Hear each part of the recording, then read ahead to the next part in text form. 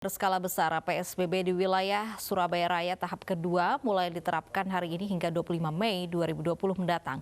Bagi para pelanggar, petugas akan tegas menindak dengan menyita KTP, tidak bisa memperpanjang SIM, dan tidak bisa mengurus SKCK selama 6 bulan ke depan. Gubernur Jawa Timur Hovifah Indar Parawansa dalam jumpa pers di Gedung Negara Gerahadi, Surabaya menyatakan akan menindak tegas para pelanggar PSBB tahap kedua. Pihaknya juga akan menambah petugas jaga di checkpoint, khususnya di pintu masuk kota Surabaya. Bagi para pelanggar, Gubernur meminta tindakan tegas, yakni penyitaan KTP, tidak bisa mengurus SIM, dan tidak bisa membuat SKCK selama 6 bulan ke depan. Selain itu, penindakan masyarakat yang tidak tertib, tidak menggunakan masker, dan tidak ada keperluan yang penting, dan tidak bisa menunjukkan surat tugas saat masuk ke Surabaya akan dipaksa putar balik. Balik kanan. Tidak boleh masuk Surabaya, pemerintah begitu. Sementara itu, pelanggaran pada pelaksanaan pembatasan sosial berskala besar di Majalengka, Jawa Barat masih ditemukan di jumlah checkpoint oleh petugas gabungan Selasa pagi. Pos checkpoint perbatasan Majalengka dengan Kabupaten Cirebon harus bekerja ekstra. Pasalnya warga dari Cirebon masuk ke Majalengka tidak mengenakan masker. Petugas juga menghentikan warga yang melanggar di checkpoint perbatasan Majalengka untuk putar arah kembali ke Cirebon. Pelanggaran lain yang masih ditemukan petugas gabungan yakni masih adanya warga yang duduk di kursi depan, kendaraan roda 4 dan oleh petugas diminta pindah ke kursi belakang. Pelanggaran PSBB masih ditemukan di checkpoint dan dilakukan warga Cirebon yang akan bekerja ke Majalengka.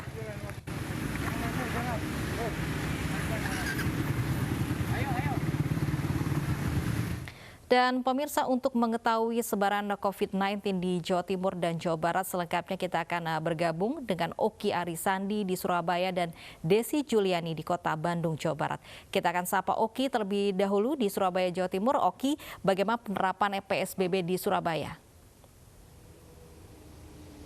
Baik, selamat siang Lofi dan juga pemirsa. PSBB Jilid 2 telah dilakukan pada hari ini selama 14 hari ke depan atau hingga tanggal 25 Mei 2020. Untuk PSBB Jilid pertama sendiri sebelumnya telah dilaksanakan pada tanggal 28 April 2020 hingga kemarin 11 Mei 2020.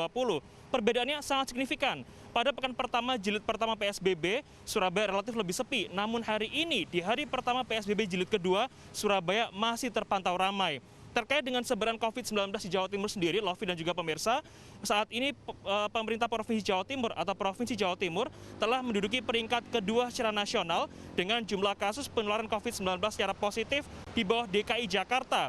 Itu artinya saat ini kasus positif di Jawa Timur sendiri terkait dengan COVID-19 sudah berada di angka 1.534 kasus atau naik 43 kasus dari hari sebelumnya sebanyak 1.491 kasus.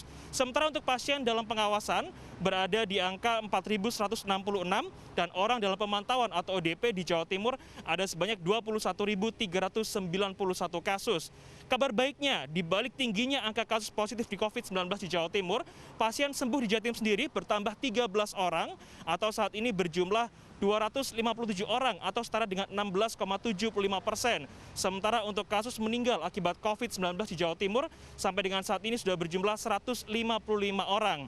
Dan terkait dengan zona merah dan juga zona hijau di Provinsi Jawa Timur sendiri, dari 34 kabupaten kota di Jawa Timur, semuanya hampir sudah berstatus zona merah. Sudah ditemukan kasus positif COVID-19 dan menyisakan satu kabupaten saja, yakni Kabupaten Sampang di Madura yang sampai dengan hari ini baru ditemukan sebanyak 425 kasus ODP atau orang dalam pemantauan. Dari sebaran 1.534 kasus COVID-19 ini positif, pemerintah Provinsi Jawa Timur khususnya Ketua Tracing Gugus Tugas Penanganan COVID-19 di Jawa Timur menemukan ada 52 klaster penularan.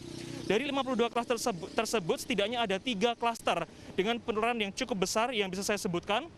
Pertama adalah klaster terkait dengan pelatihan tenaga kesehatan ahli haji di Indonesia, yakni di Surabaya, Sukolilo, Jawa Timur, di mana untuk klaster tersebut ditemukan ada sebanyak 167 kasus. Dan hingga kemarin belum ada penambahan jumlah kasus sehingga bisa dikatakan untuk penularan di klaster tersebut sudah berhenti.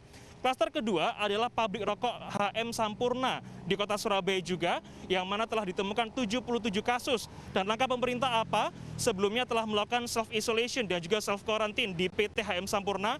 Seluruh pegawai diliburkan dan sempat diisolasi di sebuah hotel, dan ke-77 orang positif tersebut sebelumnya menginap di hotel dan kini sudah dirawat di rumah sakit milik pemerintah Provinsi Jawa Timur maupun rumah sakit swasta yang ada di Jawa Timur sendiri. Klaster ketiga, yakni adalah Pondok Pesantren Temboro, Magetan, Jawa Timur, di mana telah ditemukan 46 kasus. Langkah apa yang diambil pemerintah? Pemerintah pun melakukan isolasi di pondok pesantren tersebut dan sampai dengan saat ini terus melakukan tes, baik itu berupa rapid test maupun PCR dan swab kepada para santri di sana untuk memastikan siapa saja yang terpapar virus corona atau siapa yang bisa bebas dari virus corona tersebut. Dan terkait dengan klaster-klaster tersebut, diketahui bahwa sebagian besar 14 klaster berada di kota Surabaya. Selain PT HM Sampurna dan juga klaster pelatihan haji, ada juga klaster Pusat Grosir Surabaya, ada juga klaster Pakuwon Mall, bahkan mal-mal di kota Surabaya seperti Pakuwon Mall dan juga Tunjungan Plaza hingga hari ini sudah menjadi klaster penularan COVID-19 yang ada di kota Surabaya. Lantas bagaimana evaluasi berjalannya PSBB Surabaya Raya di kota Surabaya, Kabupaten Sidoarjo dan juga Kabupaten Gresik? Hingga hari ini di kota Surabaya sendiri tercatat ada 741 kasus positif COVID-19 dengan angka kesembuhan ada di angka 110 dan korban meninggal ada sebanyak 89 orang. Itu artinya dari penerapan hari pertama PSBB Jilid 1 tanggal 28 April 2020 hingga 11 Mei kemarin belum menunjukkan adanya tren penurunan angka penurunan kasus positif COVID-19. Justru sebaliknya, hingga dari tanggal 28 hingga kemarin, kasus positif COVID-19 masih menunjukkan tren peningkatan secara cukup signifikan, baik untuk kota Surabaya, Kabupaten Sidoarjo maupun Kabupaten Gresik. Itulah mengapa akhirnya pemerintah Provinsi Jawa Timur menetapkan untuk melaksanakan PSBB Jilid kedua, terhitung tanggal 12 Mei 2020 hingga tanggal 25 Mei 2020 mendatang. Tidak hanya Surabaya, nantinya juga akan ada PSBB di Malang Raya, yakni meliputi Kota Malang, Kabupaten Malang, dan juga Kota Batu. Lovi, saya kembalikan ke Anda di studio. Baik, ada peningkatan kasus positif di Surabaya, Jawa Timur sehingga angkanya ada di bawah DKI Jakarta. Lalu bagaimana persebaran COVID-19 di Bandung, Jawa Barat? Sudah ada Desi Juliani di sana. Desi, bagaimana penerapan PSBB di Bandung?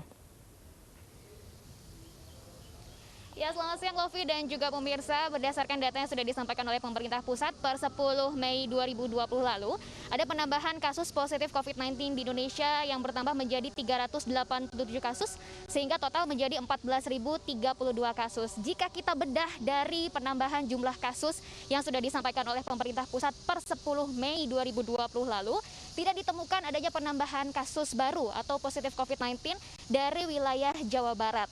Namun, jika kita melihat data yang disampaikan oleh pemerintah pusat per Senin 11 Mei 2020 kemarin, ada penambahan sekitar 233 kasus baru, di mana jumlah total keseluruhan dari positif COVID-19 di Indonesia ini berjumlah sekitar 14.265, di mana ditemukan 56 kasus baru dari Provinsi Jawa Barat. Sehingga total ada 1.493 kasus terkonfirmasi positif dari wilayah Jawa Barat itu sendiri.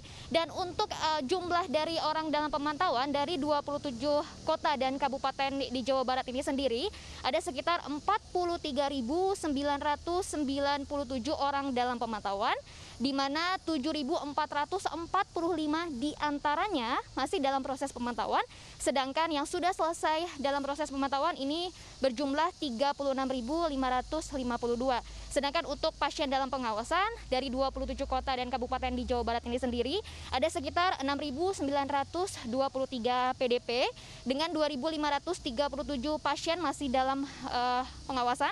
Sementara yang sudah selesai pengawasan sekitar 4.386. Kabar baiknya, dari jumlah pasien yang terkonfirmasi positif tersebut, ada penambahan sekitar 11 pasien yang terkonfirmasi sembuh, sehingga total di Jawa Barat sendiri ini ada sekitar 213 pasien sembuh, dan untuk jumlah pasien yang meninggal ini masih nihil sama seperti hari-hari kemarin, masih berjumlah 95 orang. Dan dari informasi yang kami dapatkan dari Pusat Informasi dan Koordinasi COVID-19 di Provinsi Jawa Barat ini sendiri, ada beberapa wilayah di Jawa Barat yang menempati posisi wilayah dengan jumlah positif pasien corona terbanyak, yaitu di Kota Depok, Kota Bekasi, dan juga Kota Bandung. Lovi, kembali ke Anda. Terima kasih Desi Juliani melaporkan langsung dari Bandung, Jawa Barat. Sebelumnya ada Oki Arisandi di Surabaya, Jawa Timur. Pemirsa, 63 ton daging babi diolah menyerupai daging sapi beredar di 3 pasar di Kabupaten Bandung, Jawa Barat. Nantikan informasinya sesaat lagi.